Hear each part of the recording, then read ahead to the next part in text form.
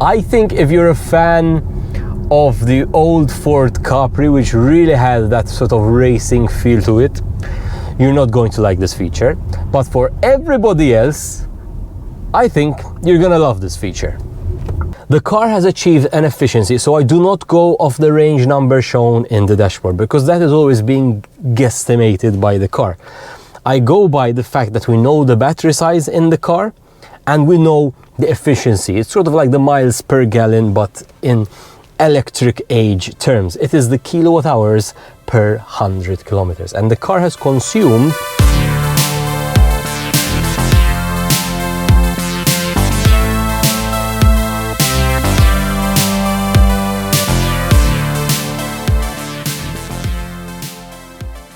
So I know what you're thinking.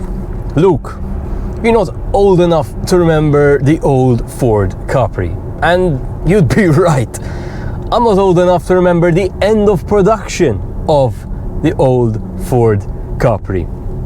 The Ford Capri, of course, a over 50-year-old Ford icon, which definitely echoed the values and resonance of the brand at the time and what consumers were asking for. Well, the world has moved on and consumer taste has also changed. The Ford Capri here being reimagined as an SUV, the most popular vehicle type worldwide here in 2025. So, this has of course made some purists quite angry, because the car has very little to no resemblance to the old Capri. But perhaps that's a good thing. This is the all-electric Capri. I'm Luke, and welcome to this episode of The Future is Electric.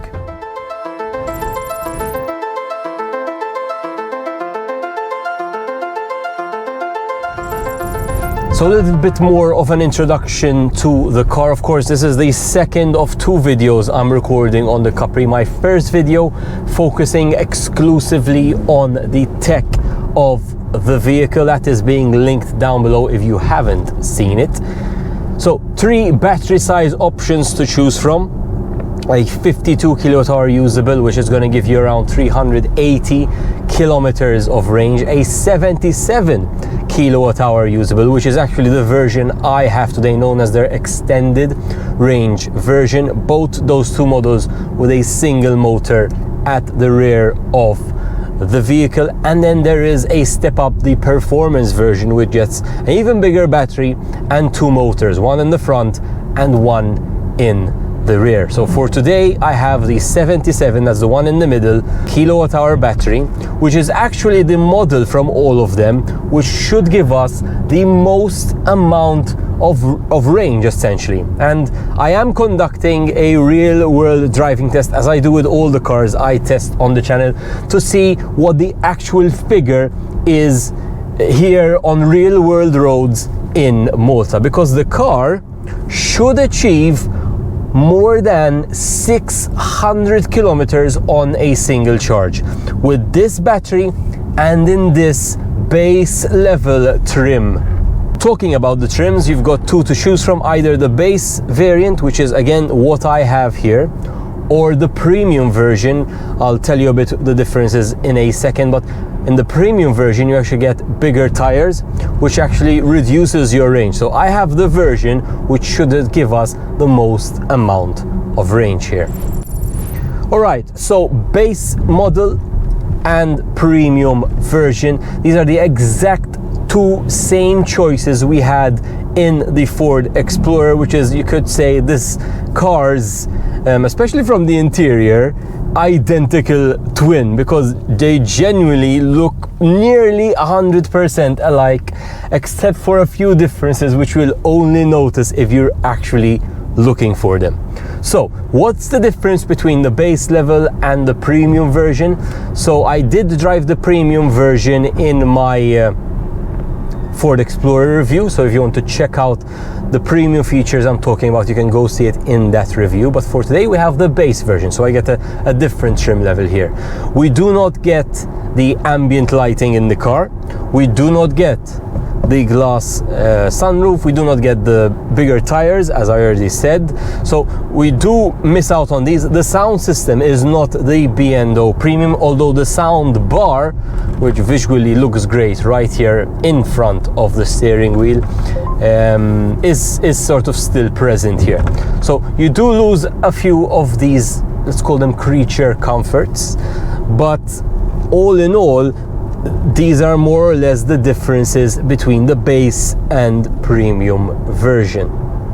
Now, in terms of practicality, so this is a large car, particularly by Maltese standards, right? Which, if the Ford Explorer sort of compares itself to the ID4, this Ford Capri would compare itself to an ID5 in terms of shape and length. Where it beats out the ID5 is more boot space. So despite living on that same VW MEB platform, this car gets 20 liters more boot space at the back. So if you're looking for boot space, and I have gotten this question from a few people on the channel where boot space is important to them, this might be a good choice for you because it has 572 liters of boot space. Back seats are also very practical. Just to highlight that the driving seat is in my driving position. I am 1 meter 85 centimeters tall, and as you can see, ample legroom and also ample headroom, which is very nice to see, because remember, this car does have that sloping sexy roofline, and despite that there is still ample headroom in the back for passengers, which is great to see. Now let's talk a bit about the driving mode. So in an electric car, we have the ability to change what's known as the driving mode, which is going to alter the power the car can deliver and how fast it delivers that power, but also other driving dynamics in the case of this vehicle, including the steering response and the vehicle dynamics themselves. By standard, you're going to be in the normal mode, right? Now the driving modes are toggled from the center screen. You have to go to what's known as the driving profile, and from there we get a choice of essentially 4 driving modes. We've got Eco, Normal, Sport and Individual. But on default, you're going to have it on the normal mode, which is what I've had it in for most of the day here, and in fact it is the mode I'll be conducting my driving test in. The Eco mode actually reduces the power of the electric motor. I'm going to switch it right now, and thus that implies we get more range out of the vehicle. The thermal features, like the air conditioning for example, are also reduced in this mode. On the opposite end of the spectrum, we have the Sport mode, which is our performance mode here. So this is when you're gonna get the full power of that electric motor. Again, in the case of the variant I am driving, the extended range, that's just a single rear wheel drive motor. If you had the performance version all-wheel drive, that would mean both motors, front and rear, give you the maximum power possible. Now another interesting one is the individual, and I've been looking into the individual a bit here and looking at the controls. You actually get a lot of control in terms of you can adapt your driving dynamics in normal or sport mode, you can adapt your steering in normal or sport mode, the drive, which means the power you're getting from the motor, and the number of other features. So you get this flexibility to control those things which are sort of set as standard in the different Eco, Normal and Sport mode. You can set your sort of own flavor to this, which is really nice to see actually, and I will be testing it out because that's quite an interesting and a bit of a unique feature actually. You don't see this on a lot of electric cars. Most of them just give you the choice of the 3, and then you don't have this level of customization, so that's nice to see. So I want to talk to you a bit about the Regen. I always discuss this in my driving videos because it's one of those features that's unique to electric vehicles, but it's also one of those features which is unique between all the car brands. Sort of everyone sort of does a slightly different thing when it comes to regen. So regen is, or regenerative braking, is an electric vehicle's ability to recharge the batteries as you are driving. So instead of slowing the car down using the traditional friction brakes, which wear out those brake pads, in an electric car, the car uses the electric motor working in reverse, essentially as a generator, to slow down the car and thus put that energy back in the battery. So it's a win-win for everyone. Besides the win you get though from the actual charging of the car as you're driving, there is a feeling to it which changes the driving dynamics and feelings around the vehicle. So this Ford Capri, like the Ford Explorer we already saw on the channel, has two essentially regen options. One is that B mode, which is turned on by flicking the gear selector here into the B mode, and right away this adds quite a strong resistance to the vehicle, which will slow it down as you lift off the accelerator. So rather than coasting as I would if I didn't have this on, it sort of slows the car down. I'll initiate it now. It is fantastic in traffic. That is really when you want to be using it. You don't want to be using it on highways or on the roads where you're just sort of driving straight and not stopping much, because it just ends up tiring your foot and working against you essentially. But in traffic, this is one of the most comfortable features if you have an electric car.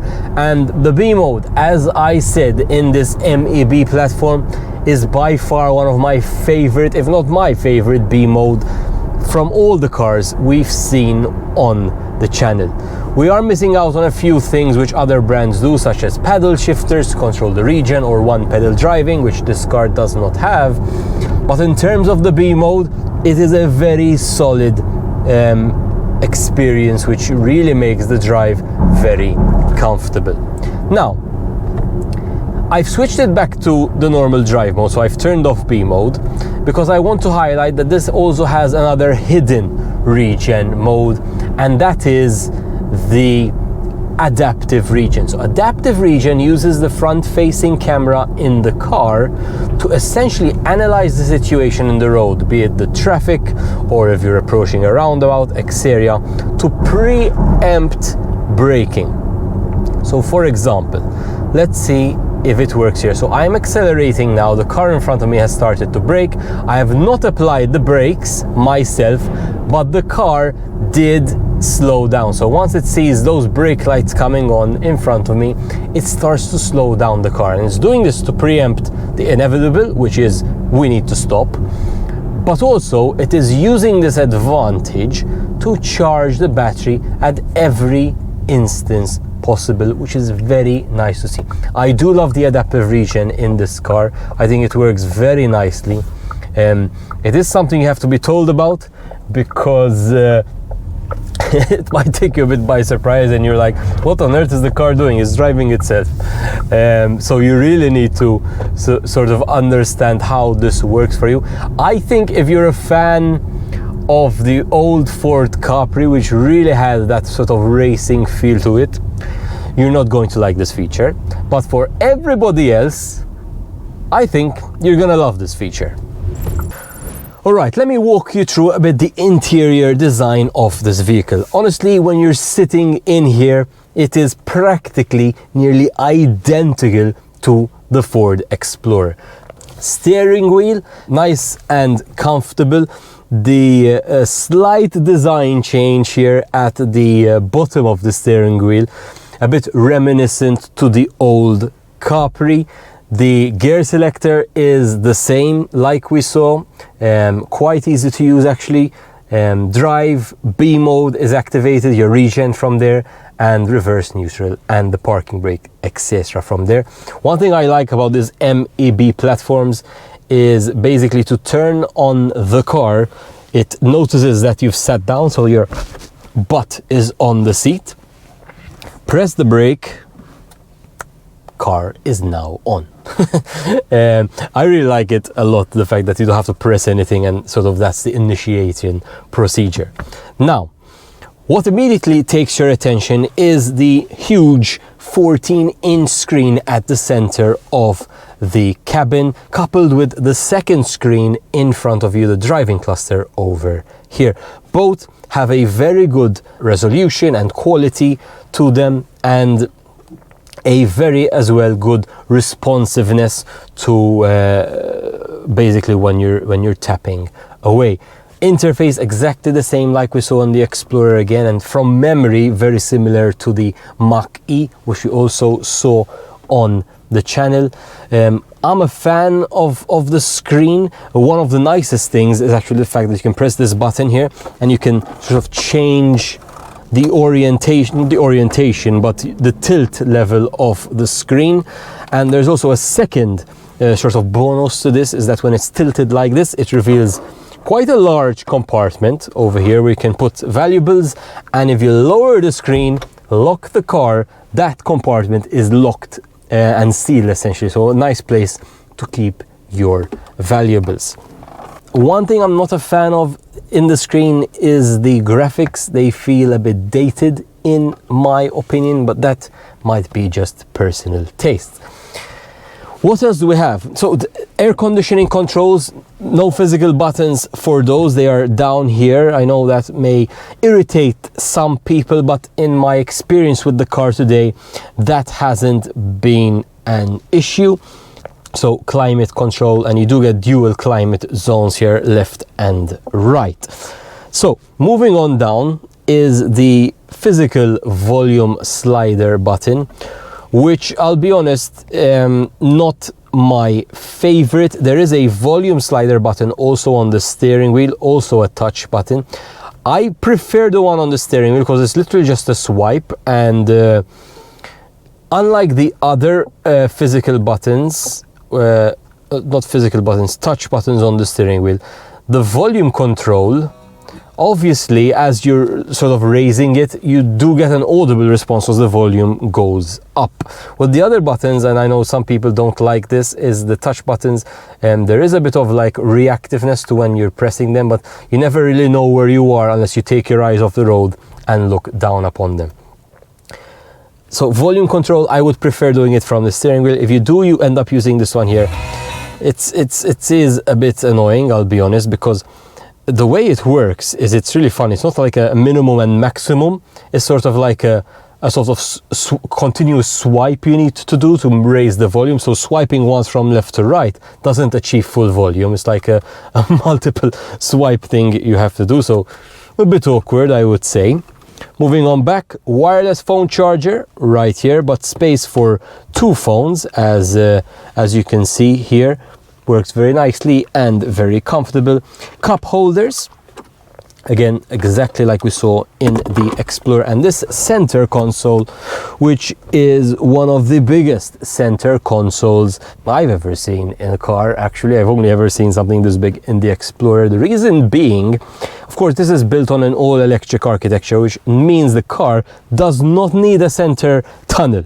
So there are MEB platform cars which do not have anything in the middle, but instead Ford here have decided to give all that space, which is very, very deep down here, as a storage compartment. And a cool thing here is that this is extremely customizable. You can take out the cup holders, you can put in this tray over here, and you can sort of put this away and not use it.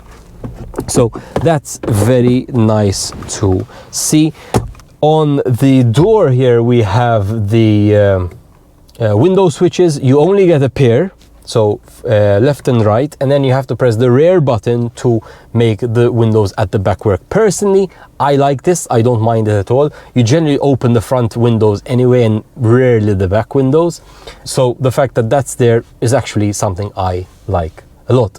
Light switches are worked from this panel like all the MEB platform cars from the side here over here. All in all, I missed out on the soundbar. The soundbar is beautiful. It's missing the B&O logo because this isn't a B&O sound system. You only get that in the premium version, but the quality of the sound, honestly, for the average person is going to be good, essentially. All right, what do you guys think? Let me know in the comments down below what you think of this design. Seats, comfortable. The driver seat here does get the electronic movement switches, and it also gets, by standard, I've turned it on, a massage option, which is there we go. Oh yeah. And this is not an option. You get this. You like massage every morning at 7 a.m. Yes, just press the button. So that's an interesting choice from Ford. One more thing I want to talk about is I have paired up wireless Apple CarPlay, and Android Auto is also supported. And I do like how Apple CarPlay looks and works on this orientation of a screen. Like, for example, Spotify looks fantastic and you have a huge selection of tracks available. Sometimes in the cars the screen are small and then the Apple CarPlay graphics are reduced because of the clutter of the cars displays, which are not turned off. But here, massive screen real estate being utilized very, very well. So this is very nice to see. So Apple CarPlay works brilliantly and I like it a lot. Spotify, Google Maps, really, really great. So fantastic job here, Ford, seeing Apple CarPlay working in this vertical orientation, and I'm surprised actually that it looks and works this great. Okay, I've completed my real-world driving test, so I'm about to tell you the real-world range figures of this vehicle tested here in Malta. So the methodology used is I drive this car and all the cars on the channel for 50 kilometers, which is actually double what the average Maltese driver would drive in a day, more than double. And the testing conditions are the car is run in normal mode, 21 degrees Celsius, and the ambient temperature today, because this will play a difference, is 16 degrees Celsius. Now, the car has achieved an efficiency, so I do not go off the range number shown in the dashboard, because that is always being guesstimated by the car. I go by the fact that we know the battery size in the car, and we know the efficiency. It's sort of like the miles per gallon, but in electric age terms. It is the kilowatt hours per 100 kilometers. And the car has consumed 12.4 kilowatt hours per 100 kilometers, which converts to exactly 5 miles to the kilowatt hour. Now, if we take the 77 kilowatt usable battery size, which is what this car have, divided by the 12.4 and multiply up by 100, I've achieved a real-world driving range today of 620 kilometers, nearly 20 kilometers more than the stated WLTP range. I want to stress that the temperature is 16 degrees Celsius. We are not even at the ideal 25 degrees Celsius. So the performance in this regard has been excellent.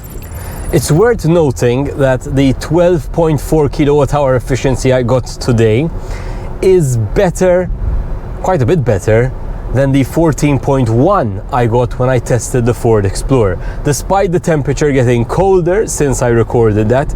But I was doing that other test in the performance all-wheel drive variant, so perhaps that second motor, which adds quite a bit of weight to the car, and the extra horsepower, which is always gonna be present, right? The second you press on the accelerator, you're squeezing the juice out of the car, has made a difference, and I've achieved a much more energy efficient result essentially today. So it's interesting seeing this difference on two cars which are practically identical, but we have this difference in performance and extended range taking place over here. Alright, that just about sums up my driving video with the Ford Capri. I hope you enjoyed the experience with me today. Of course, proven VW architecture with that American Ford styling, delivering as you can see. If you enjoyed today's video, make sure you smash that subscribe button. Does help out a lot. If you're a fan of the channel and want to help support a bit more, then consider joining as a member and purchasing the official merch, which does help spread the word that I hope I've convinced you that the future is electric.